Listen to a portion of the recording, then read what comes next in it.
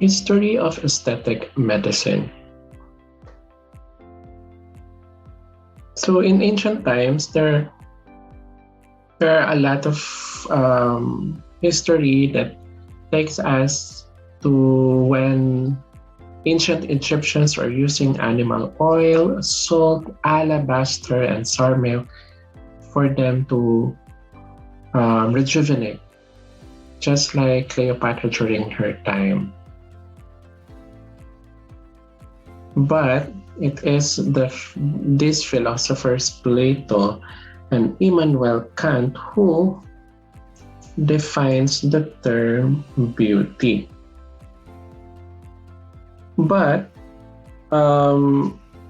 although these philosophers tried to define the term beauty, a universally valid definition remains elusive even during this time. So not up until 19th century, there is a recorded history of nose reconstruction where it started. The forehead flap for reconstruction of noses mutilated by war and criminal punishment originates in India over 2,000 years ago and is the oldest known cosmetic surgery procedure. In 1845, the Prussian surgeon Johann Friedrich Diefenbach started publishing several monographs or studies about facial reconstructions, where he coined the rhinoplasty. So this is when we coined rhinoplasty for nose reconstructions or nose procedures. So this is basically his photographs showing before and after procedures of rhinoplasty. In 1867, the British surgeon Joseph Lister laid the foundation for reducing the post-operative infections by using carbolic acid to sterilize surgical instruments and clean wounds. It is very important up to this date that we have laid a policy or a guidelines where we have to have a post-op or a pre-op infection control. So this is when it started. It started by Joseph Lister using carbolic acid. In 1871, William Tilbury Fox described the use of 20% phenol in order to lighten the skin from hyperpigmentation, which became the first chemical peel, which a technique that Paul G. Yuna refined in 1882 when he described the properties of several chemical peels such as salicylic acid, resorcinol, phenol, and TCA peels, or trichloroacetic acid peels. On the other hand, the first injections for tissue augmentation were described in the last decade of the 19th century. In 1893, Franz Neuber from Germany was the first physician or the first doctor who used autologous fat as filler material. What do you mean by autologous? Autologous is an adjective term of cell or tissues obtained from the same individual. They got a fat from other parts of or area of the body and injected it to the same person. So that's when the first filler injection for tissue augmentation were described or was used using an autologous fat. Robert Gersony recommends the use of paraffin as filler for augmentation during this time. He recommended, instead of using autologous fat filler, he recommended the use of paraffin. The paraffin we are talking about is the paraffin we used in rehabilitation medicine, the paraffin wax. But it's not good to use for filler injection since injecting it causes granuloma formation. Look at this picture. The patient had a filler injection on her infraorbital area for the treatment of eye bags. But instead, these complications arise.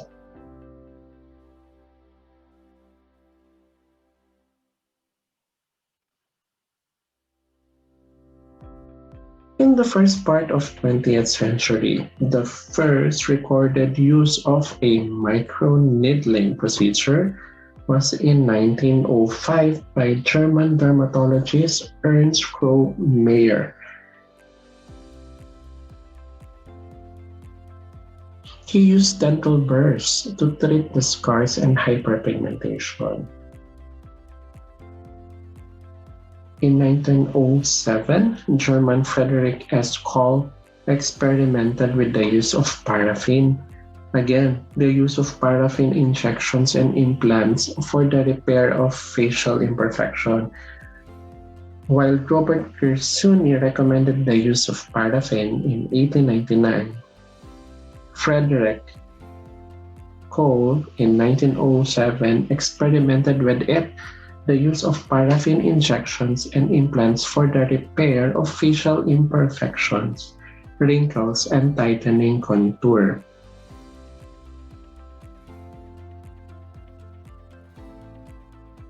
Moreover, Suzanne A.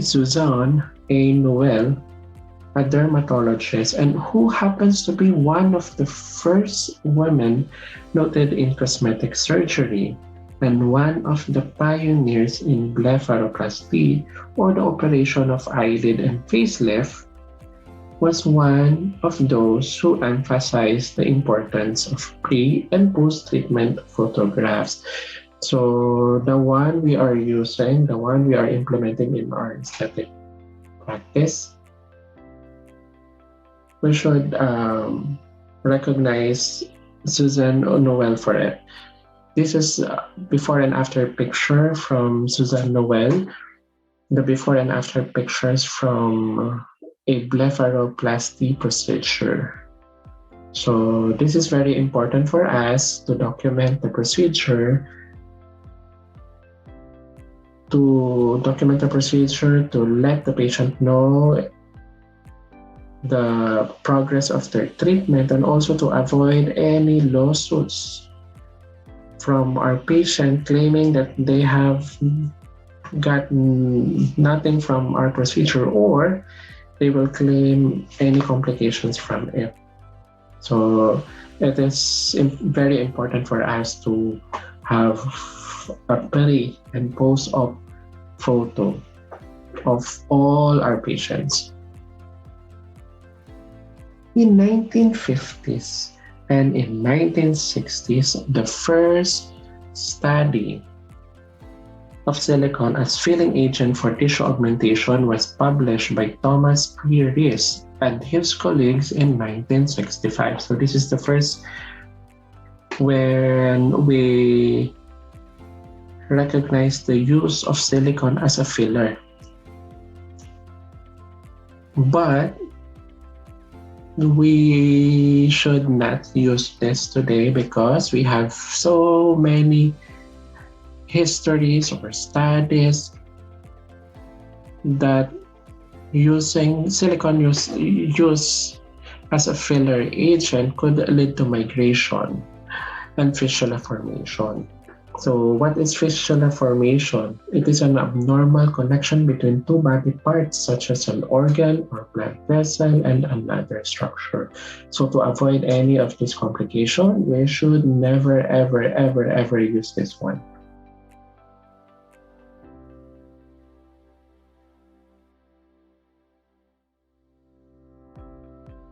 In 1965, Leon Goldman published a visionary article regarding the treatment of tattoos with a ruby laser. So this is when we have a study regarding a laser in 1965. What about 1970s and 1980s? What happened during this time? The theory of selective photothermolysis of Rox Anderson and John Parrish was born in 1981 through the use of pulse dye laser on vascular lesions. This theory refers to precise targeting of a specific wavelength of light with the intention of absorbing the light into the target area alone, while allowing the surrounding areas to remain relatively untouched. So basically, selective photothermolysis, based on the term, selective means a part or area, the treatment area, photo means light, thermo means heat, and lysis is destruction. The selective photothermolysis means there is a target area, a part or area of the treatment where you convert the light from the laser converted into heat to destroy the lesion. So for this reason, it's a vascular lesion. So Rox Anderson and John Parrish paved the way to use pulse dye laser for vascular lesion using a selective photothermolysis action.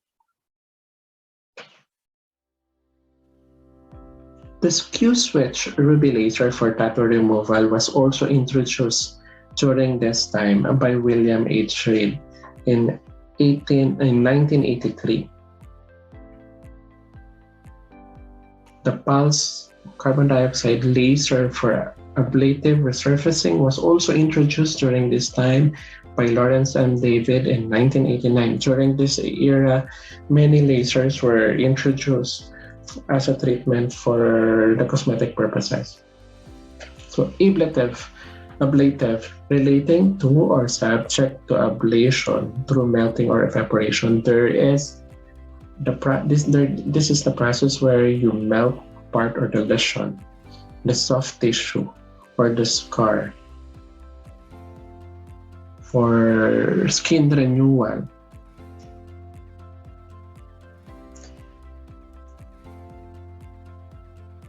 In 1981, Bovine Collagen was the first facial filler approved for cosmetic use in US.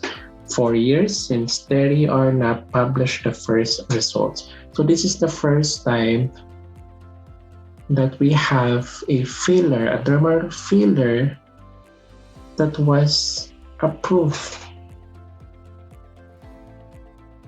for cosmetic use, and that's a bovine filler.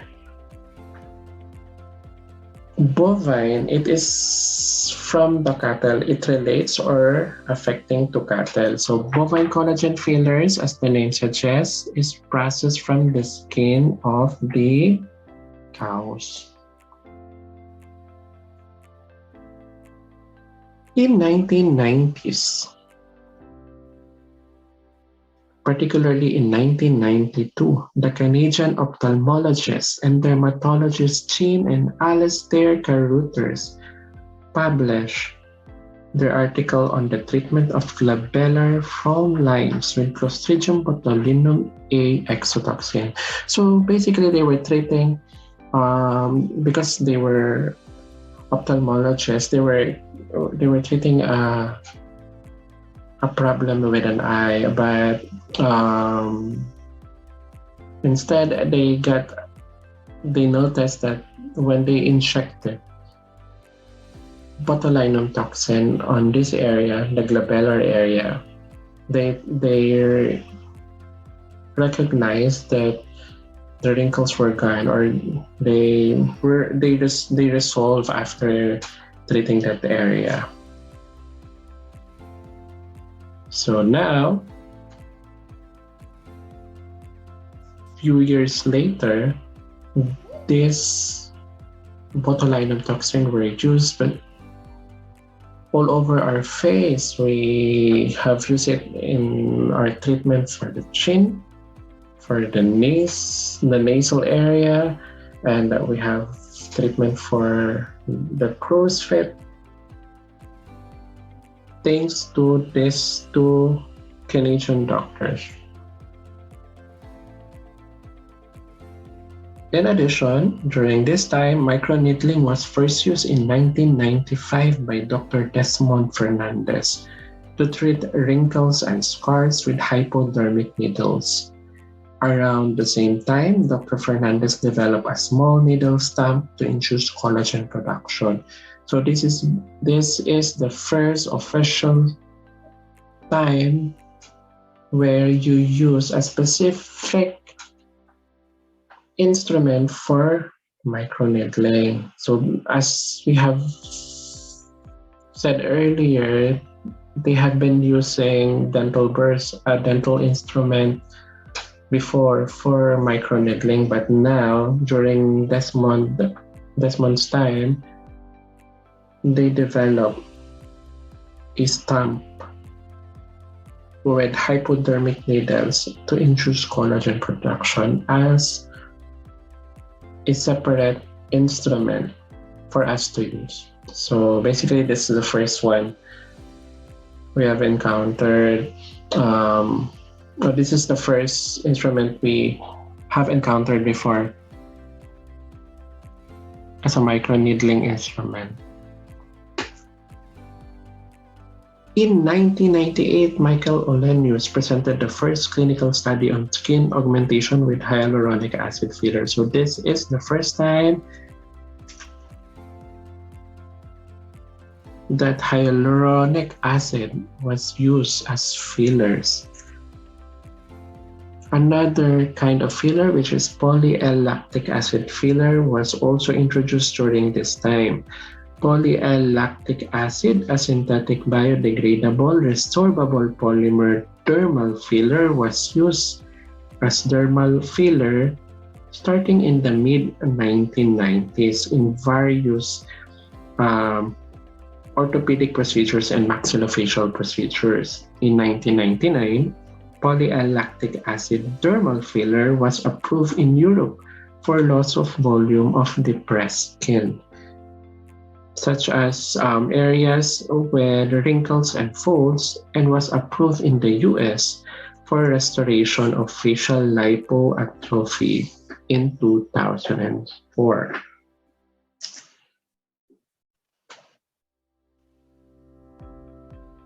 Light-based devices such as laser and IPL grew large in aesthetic medicine during this time also. In 1991, the Q-switch Nd:YAG laser with 1064 nm was approved for tattoo removal in the US, and many authors published articles about new laser systems and areas of application during this time. Specifically, in 1996, Mitchell Goldman observed that hair regrowth was reduced after intense pulse light or IPL treatment was done. So this was reported to FDA as an adverse effect. Instead of a treatment, it was an adverse effect from a treatment. In 1997, a first study was published by Michael Gold showing the efficacy of intense pulse light for hair reduction, while Melanie C. Grossman was the first to show that a normal mode ruby laser can be used to reduce hair growth in dogs. It was Kurt M. Littler and David Goldberg who published 1 year later the first articles on successful hair removal with Q-switch Nd:YAG in humans.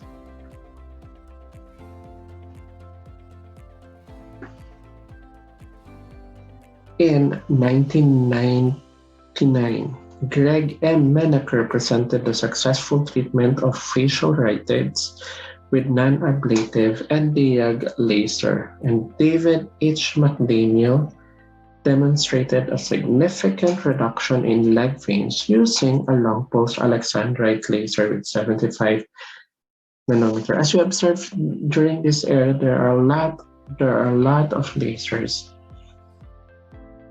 during this term, studies and lasers alike. In 2001, the Brazilian physician Patricia Reis first published an article about the injection of phosphatidylcholine, or PPC as we know it, to reduce localized fat pads in infraorbital area for cosmetic reason. In 2004, studies by Adam Rotunda and his colleagues showed that sodium deoxycholate is the major component responsible for cell lysis. So this active alone seems to be better tolerable to reduce unwanted localized fat deposits at hips, abdomen, love handles, neck, or jowls, as well as treatment for benign lipomas.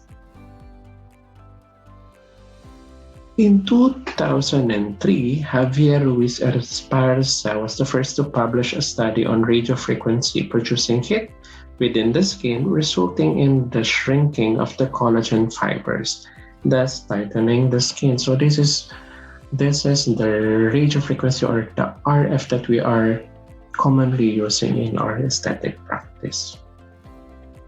A combination of radiofrequency with simultaneously applied optical laser energy was described by Seema Doshi in 2005 to target both skin laxity and facial wrinkles. Sublative fractional radiofrequency was first shown to be safe by Basil Hantash and her colleagues in 2009. These energy-based devices uses radiofrequency technology with microneedles to bypass the epidermis and apply the electromagnetic energy directly to the dermis.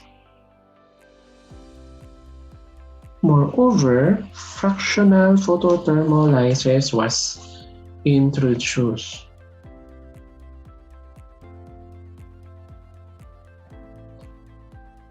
In 2004 by Dieter Manstein.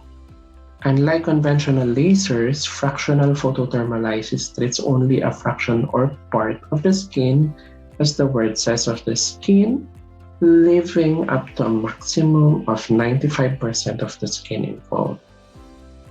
In 2006, Javier Ruiz Esparza enhanced the use of IPL to the infrared spectrum, including the wavelength of from 1100 to 1800 micrometer for the treatment of skin laxity and wrinkles.